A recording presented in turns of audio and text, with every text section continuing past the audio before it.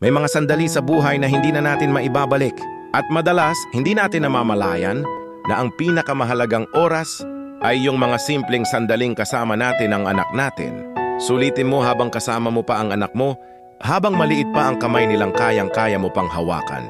Habang malambing pa silang sumisiksik sa'yo kapag gabi, humahalik kahit walang dahilan at sumusunod pa sa bawat tawag mo. Dahil hindi mo mamamalayan, bigla na lang silang lalaki.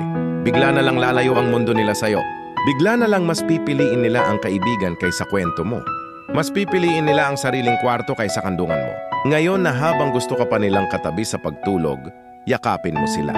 Ngayon na habang ikaw pa ang bida sa buhay nila, maging parte ka. Makinig ka sa walang katapusang kwento nila kahit paulit-ulit. Sabayang mo sila sa paglalaro kahit pagod ka. Tumingin ka sa mga mata nila at sabihing, andito si Mama, si Papas palagi. Dahil darating ang araw, hindi na ikaw ang hahanapin nila. Darating ang araw na ang bahay ay tatahimik. At ang laruan ay maiiwan, hindi nagagalaw. Kaya sulitin mo ngayon. Dahil ang pagiging magulang, sandali lang pala yan.